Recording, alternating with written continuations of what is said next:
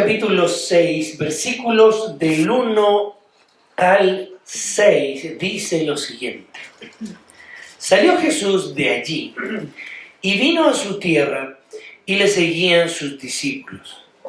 Y llegado el día de reposo, comenzó a enseñar en la sinagoga y muchos, oyéndole, se admiraban y decían: ¿de dónde tiene estas cosas? ¿Y qué sabiduría es esta que le es dada? ¿Y los milagros que por sus manos son hechos? ¿No es este el carpintero, hijo de María, hermano de Jacobo, de José, de Judas y de Simón? ¿No están también aquí con nosotros sus hermanas? Y se escandalizaban de él. Mas Jesús les decía: no hay profeta sin honra, sino en su propia tierra, y ante sus parientes, y en su casa. Y no pudo hacer allí ningún milagro, salvo que sanó a unos pocos enfermos, poniendo sobre ellos las manos, y estaba asombrado de la incredulidad de ellos, y recorría las aldeas de alrededor enseñando. Vamos a orar al Señor. Padre, guíanos a comprender tu palabra. Guíanos, Señor, a ver qué es lo que el texto nos quiere enseñar. Guíanos, Señor, por medio de tu Espíritu Santo, a entender y aplicar las enseñanzas que veremos el día de hoy. Te lo pedimos en el nombre de Jesús. Amén. Amén. El título de este mensaje, hermanos, es ¿creer o no creer en Jesús? Lógicamente, ustedes responderán que claramente van a creer en Jesús.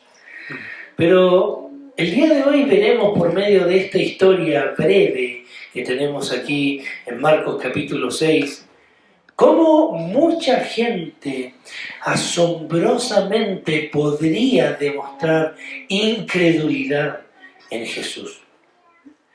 El texto se divide en dos formas. La primera es cómo es la actitud de la gente que no cree. Y segundo, veremos cuál es la consecuencia de no creer en Jesús. Ya hemos leído el texto y para entrar en el contexto, el versículo 1 nos dice que salió Jesús de allí. La semana pasada estábamos viendo cómo el Señor Jesucristo estuvo entre una persona llamada Jairo, que era el principal de la sinagoga, y que mientras él había llegado hacia donde estaba Jesús para rogarle por su hija que estaba agonizando, el Señor permite que una mujer que tenía desde hace 12 años flujo de sangre fuera sanada solamente por tocar el manto del Señor Jesús.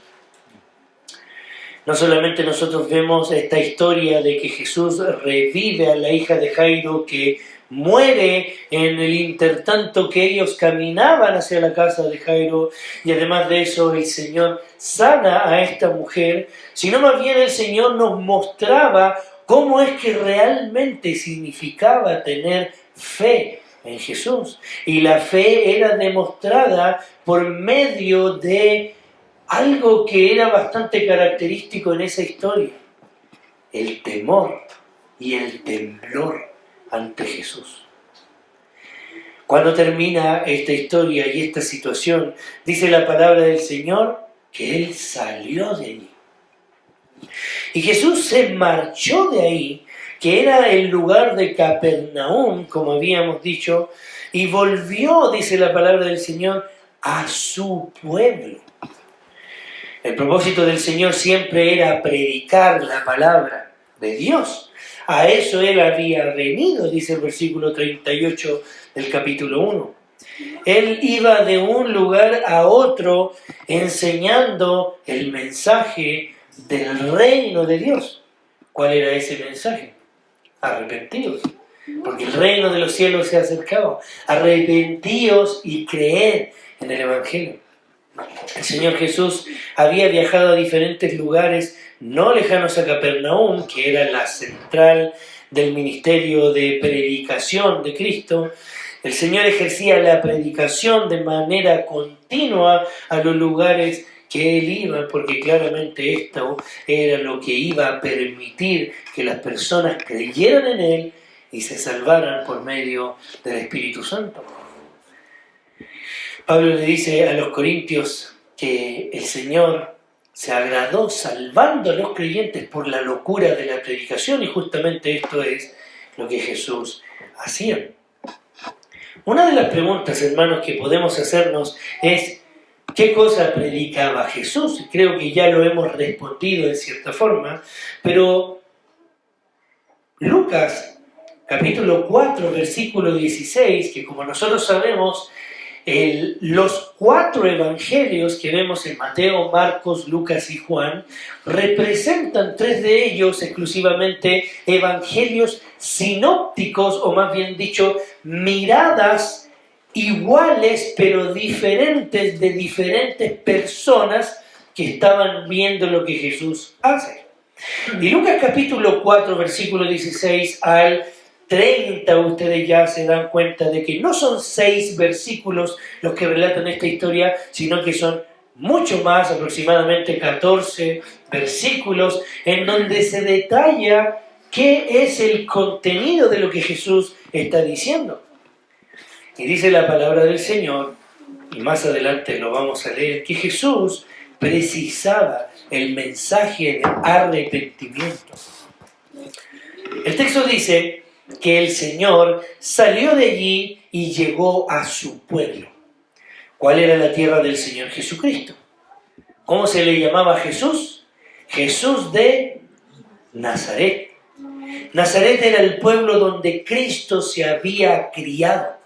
Y recordemos que Jesús no nació en Nazaret, Él nació en Belén de Judea, como decía también la profecía, de la misma manera en la cual el Hijo de Dios, el Mesías, descendiente de David, iba a nacer de la tierra de David. David, el rey, nace en Belén de Judea. A los 8 días, dice la palabra del Señor, que el Señor nacido lo presentan en Jerusalén, en el templo, y pasados los días Jesús vuelve a Nazaret. Eso es lo que dice Lucas capítulo 2, versículo 39, al lugar en donde José y María vivían. Justamente el texto confirma que el lugar en donde Jesús fue y visitó en ese momento fue Nazaret. En Lucas, en el Evangelio sinóptico. Pero el versículo 2 de este texto en Marcos dice que llegando el día de reposo comenzó a enseñar en la sinagoga.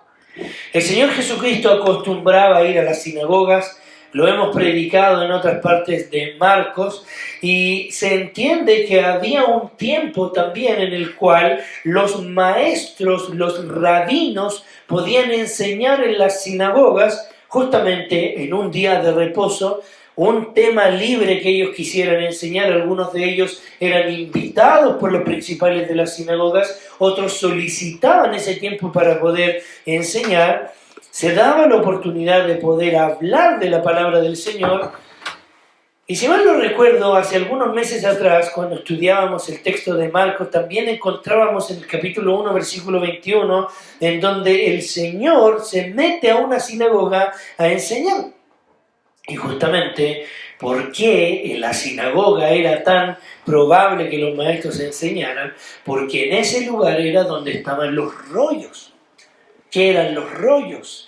Era la Biblia que hoy día nosotros tenemos, pero en rollos, en donde habían diferentes libros, y las sinagogas eran unos de los lugares en donde se podía encontrar la palabra de Dios escrita. La gente se acercaba a las sinagogas para oír la palabra del Señor. La sinagoga tenía un espacio en donde se leía la palabra del Señor, así como nosotros la hemos leído hoy día. La gente en las casas no podía abrir su Biblia y leer lo que decía la palabra del Señor. Solo los que tenían más dinero podían comprar un ejemplar de la palabra del Señor. Pero la mayoría de las personas iba al templo o a las sinagogas a oír lo que decía la palabra del Señor. Pero interesantemente, hermanos, los días de reposo la gente asistía a las horas de la oración y a las horas de las enseñanzas para oír lo que tenían que decir. Recordemos, hermanos, que la sinagoga ya no estaba tan abierta a Jesús debido a las diferentes situaciones que habían acontecido en las sinagogas anteriores a las cuales el Señor había visitado.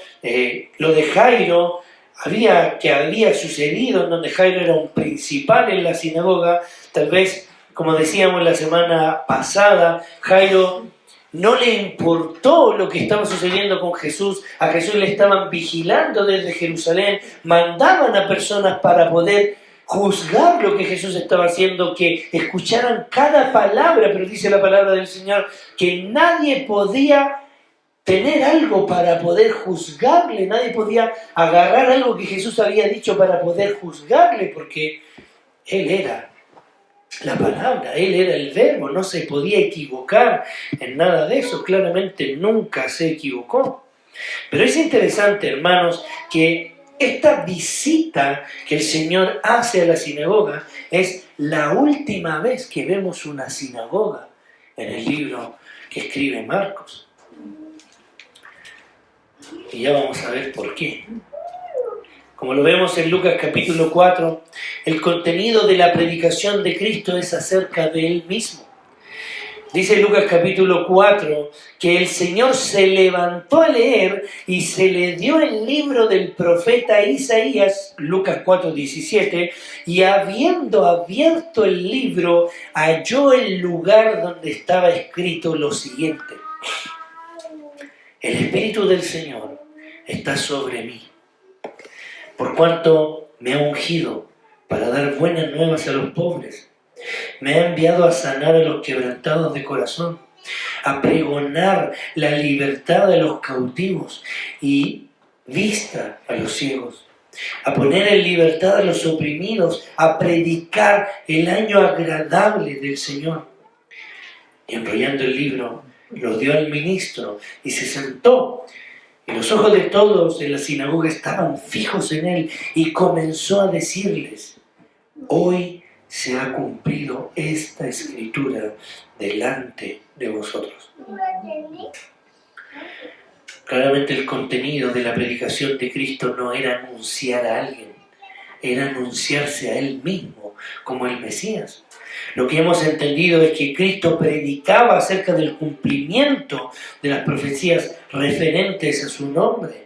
Él, por donde iba, predicaba acerca de la venida del reino, dando a entender por medio de sus actos, por medio de sus hechos, por medio de señales, que Él era el Mesías prometido, tal como los profetas habían dicho, tal como lo dice Juan el Bautista en el capítulo 1, tal como lo dice Isaías, tal como dice Malaquías. Jesús era el Hijo de Dios, tal como lo dice Marcos 1, capítulo 1, versículo 1.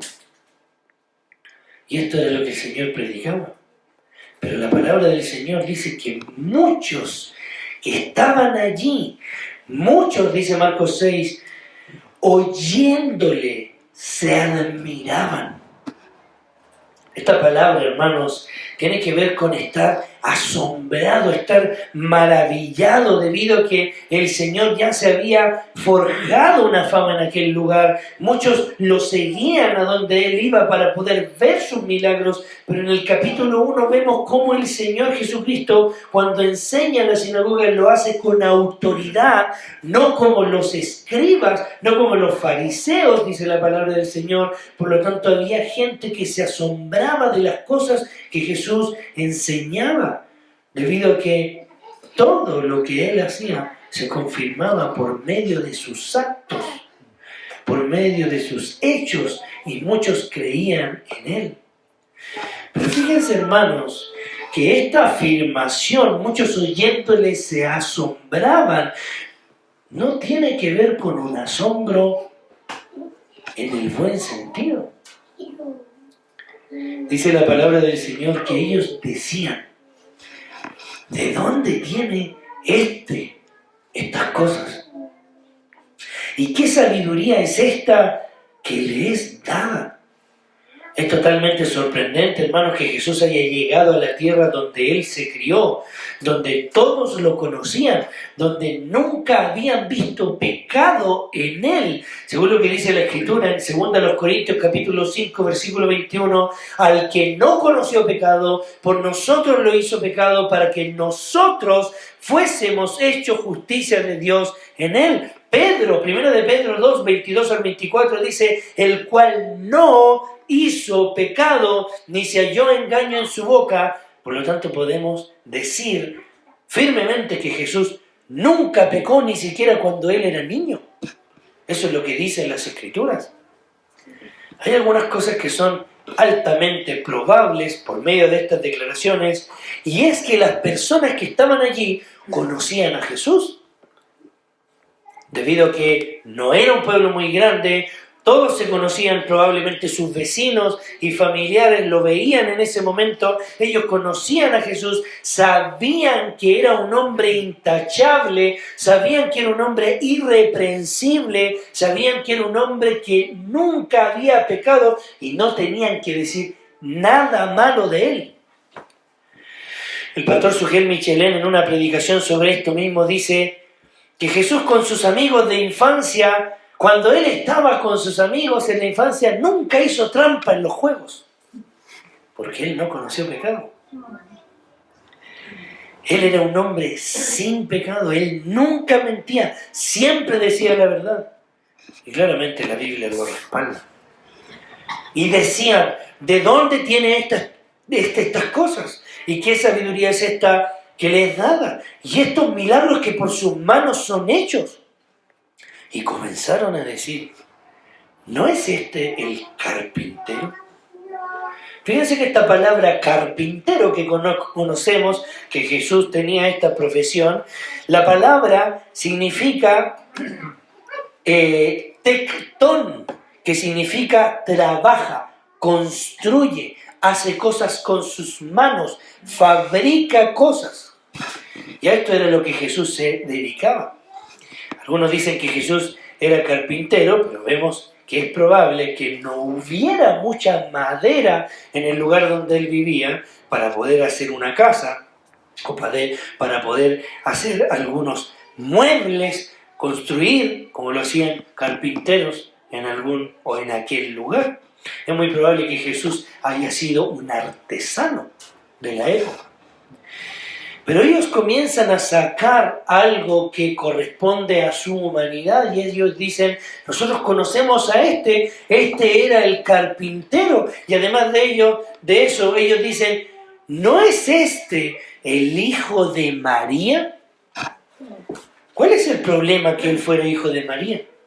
Cuando Jesús iba a nacer, ¿qué pasó con José? José intentó dejar a María en secreto. El nacimiento de Jesús fue así, dice Mateo 1:18. Estando desposada María su madre con José, antes que se juntasen, se halló que había concebido del Espíritu Santo. José su marido, como era justo y no quería infamarla, quiso dejarla secretamente. Recordemos, hermanos, que culturalmente era muy mal visto que un hombre tuviera relaciones sexuales antes del matrimonio, debido a la fornicación que la Biblia también condena. Bíblicamente era pecado y culturalmente era una deshonra tanto para la familia como para el pueblo. Esto se hacía público porque los resultados eran nacimientos antes de las fechas correspondientes. Y ante esto, José y María se les condenó públicamente y las personas de Nazaret sabían esto, debido a que se les conocía. ¿Cómo alguien iba a nacer del Espíritu Santo? De hecho, los fariseos también lo sabían, porque más adelante, cuando le dicen a Jesús que es hijo de fornicación, en Juan capítulo 8, 41, le dice lo siguiente: vosotros hacéis las obras de vuestro padre. Entonces le dijeron: nosotros no somos nacidos de fornicación, un padre tenemos que es Dios. ¿Cómo se enteraron ellos de que Jesús era hijo de María y José, a quienes se les decía que no habían tenido un buen desposamiento, o principio o compromiso. Bueno, además de eso, no solamente se referían a Jesús de manera despectiva por ser hijo de fornicación, sino que también lo llamaron de una manera diferente. Ya que a los hombres se les solía llamar por ser hijos de hombre. Por ejemplo, Pedro, hijo de Jonás. Mateo 16, 17 y Juan 1, 42. Pero fíjense que el llamar a un hombre como hijo de una mujer, esto ya no era un asombro en el sentido positivo, sino que era en el sentido negativo. Además se nombra a sus familiares, quienes vemos en versos anteriores que van a la sinagoga a buscar a Jesús en Marcos 4:40, cuando los de la sinagoga comienzan a decir que él tiene un espíritu inmundo. El texto dice: ¿acaso no es este hermano de Jacobo, de José y de Judas y de Simón? ¿Tenía hermanos Jesús? Ahí están los hermanos de Jesús. Estos eran los hermanos de Jesús, hijos de María y José. ¿No están también aquí con nosotros sus hermanas? ¿Tenía hermanas Jesús? No se registran nombres de las hermanas de Jesús, por lo que es interesante que aquí el texto no nos quiere hablar si Jesús tenía hermanas o no, sino que el texto nos quiere hablar de que María no es la Virgen María eterna, como lo creen los católicos. No se registran. Es interesante que la virginidad perpetua de María, como dicen los católicos, es refutada con este texto. María tuvo más hijos con José. Y ahí están sus nombres: Jacobo, José, Judas y Simón. Interesantemente vemos más adelante cómo Judas es uno de los pastores de Jerusalén. Él escribe la carta de Judas del Nuevo Testamento. No es el mismo Judas que se ahorcó, el que traicionó a Jesús. Además de eso, Jacobo, que escribe la carta de Santiago. ¿Por qué se le dice Santiago a Jacobo? Porque Tiago significa Jacobo. Iago, y ahí es donde se latinizó esta palabra para decir San Jacobo. Después se juntó para que sea Santiago. Pero dos de los hermanos del Señor, que no estaban de acuerdo con lo que el Señor hacía, porque le fueron a buscar porque pensaban que estaba loco, en un futuro el Señor también les usó. El texto dice que se escandalizaban de él. Esta palabra tiene que ver con que ellos estaban ofendidos por ver a aquel a quien conocían, pero no se daban cuenta de quién era Jesús más allá de lo que ellos veían. Simplemente veían lo que el mundo veía. No consideraban que Cristo cumplía todo lo referente a lo que las Escrituras decían acerca del Mesías prometido. Él hacía milagros que solo Dios podía hacer. Demostraba ser el Mesías, demostraba ser el Cristo, el Hijo de Dios. Había hecho andar a paralíticos, dar vista a ciegos, librar a hombres de demonios, revivir a personas de la muerte. Por lo tanto, ¿qué otra prueba querían estas personas para creer que Jesús era el Cristo, el Hijo de Dios? Y justamente esta es la actitud de quienes no quieren creer en Jesús. Vemos información histórica, vemos información arqueológica, vemos información bíblica acerca de quién es Jesús. Pero las personas incrédulas no quieren creer en Jesús.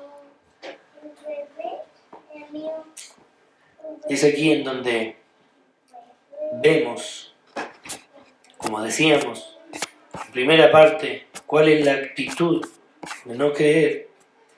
Y vemos la segunda parte, concluyendo en cierta forma que la actitud de no creer simplemente es negar la verdad, poniendo nuestra mirada en lo superficial.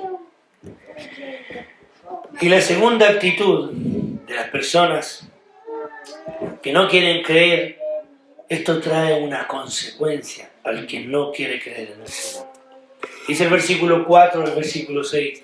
Mas Jesús les decía: no hay profeta sin honra sino en su propia tierra y entre sus parientes y en su casa. ¿Han escuchado alguna vez esta frase? Nadie es profeta en su propia tierra. Esta frase, hermanos, Jesús la usa y Él examina cuál es la actitud que tiene esta generación, la cual estaba visitando. Si bien es cierto, esta no es una cita del Antiguo Testamento, sino una frase que el Señor da en ese preciso momento. Él se autodenomina como profeta y todo lo que Él dice se cumple, pero lamentablemente su pueblo donde Él había nacido, donde a Él le conocían, no le reconocían como a Dios. Y justamente en esta ocasión se aplica mucho el texto: a los suyos vino y los suyos no le recibieron. En capítulos anteriores vemos cómo sus parientes le van a buscar, dicen que está loco, vemos cómo su madre y sus hermanos no están allí sentados donde todos están, oyéndolo y admirando su sabiduría, viendo los milagros que Él hacía, ya que Él era el Verbo encarnado, la palabra de Dios hecha carne, no estaban donde Jesús estaba predicando. Y esto causó, hermanos, no solamente una doctrina, como algunos dicen, en donde ningún profeta es reconocido en su propia tierra, pero es un patrón, hermanos, que se realiza naturalmente, como decir, que no es que sea una doctrina, y esto no debe pasar en ámbitos eclesiásticos, en donde no se reconocen a personas porque se les conoce hace mucho tiempo. Nadie es profeta en su propia tierra, dicen en algunas iglesias, cuando no quieren reconocer a un hermano que está creciendo en el Señor. Independientemente que el hermano use bien la palabra de verdad, hay muchas iglesias que no quieren oír simplemente. Pero en ninguna manera la palabra del Señor dice que esto debe ser así. Tito fue a Creta para establecer pastores, podríamos decir, profetas en su propia tierra. Por lo que este argumento señala una visión incorrecta, que está argumentada no en que no deben salir profetas para su propia tierra, sino que el corazón de las personas niega a los profetas que salen de su propia tierra. En la dureza del corazón de las personas no reconoce la verdad por el orgullo de su corazón. Hermanos, esto debe estar marcado para una iglesia. Porque la Biblia dice que en las iglesias se reconocen pastores. Y en muchos casos, muchas personas no reconocen pastores en las iglesias porque simplemente les vieron crecer allí. Nosotros debemos reconocer pastores en un futuro en esta iglesia en Lonquimay. Y usted va a tener que ser humilde en reconocer que haya un hermano que el Señor haya llamado, que el Señor le haya perfeccionado, y reconocer, ese sí es un pastor, independientemente que haya sido un joven que usted haya conocido desde pequeño. El Señor permita que eso suceda. Y fíjense lo que dice el texto. Y no pudo hacer allí ningún milagro, salvo que sanó a unos pocos enfermos poniendo sobre ellos las manos, y estaba asombrado de la incredulidad de ellos y recorría las aldeas alrededor enseñando. Esta es la consecuencia, hermanos, de que viendo no crean. Jesús no pudo hacer ningún milagro allí, dice el texto, pero no fue porque Él no podía hacerlo, sino que la incredulidad de estas personas no sorprendió como en otros lugares. Hermanos, a diferencia de las otras ciudades en las cuales el Señor visitó, como lo vemos en versículos anteriores, en donde Él ni siquiera podía caminar porque le apretaban, tenía que subir a la barca porque no le dejaban. En esta ocasión dice el texto que solo unos pocos enfermos fueron sanados. Y justamente la incredulidad de las personas, la asombrosa incredulidad, no tuvo ninguna intención de buscar al que era la vida. Increíblemente, la incredulidad de las personas no permite tener a Jesús en el centro. La incredulidad de las personas no les permite tener a Jesús, que es lo mejor que les podría pasar. Simplemente creer en Cristo puede solucionar cualquier aspecto de tu vida. Y esta solución no tiene que ver con que las cosas que te pasan se van a acabar, sino que el Señor pondrá algo que es superior a nosotros en nuestra prueba, en nuestra enfermedad, en nuestro problema, y esta es la esperanza que tenemos en Cristo. Hermanos, concluyendo esto, quiero meditar en estas dos actitudes. Primero, la actitud de no creer. Muchos hoy en día son incrédulos de la misma forma en la cual las personas escriben allí. Algunos, al ver a Jesús, primeramente consideran a los de la familia de Jesús, los cristianos. Muchos, por ver a los cristianos, piensan que Jesús es igual que los cristianos. Y eso no es así.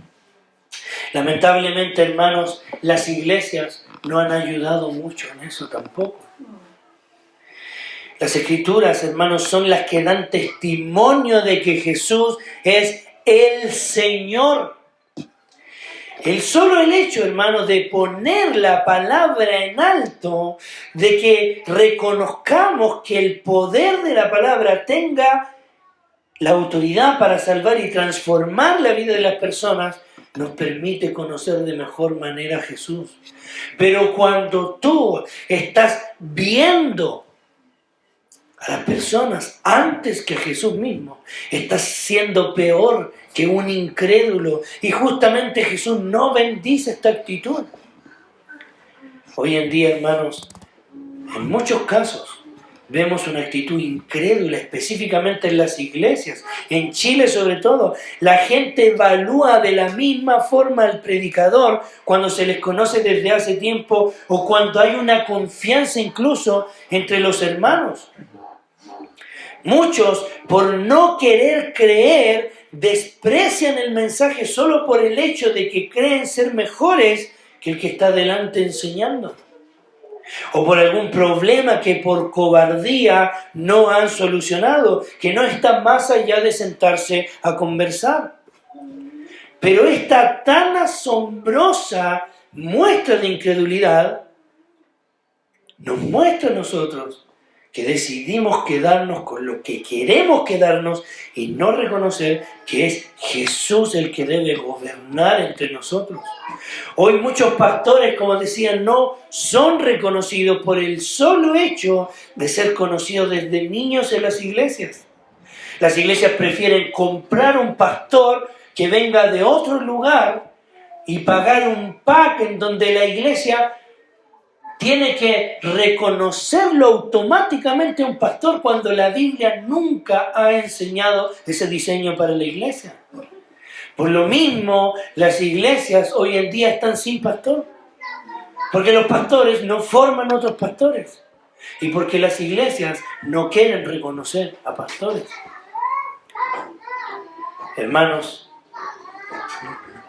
lamentablemente, todas estas cosas no nos ayudan a crecer y ser bendecidos por el Señor. Debemos creer en la palabra del Señor, debemos creer en Jesús como Señor.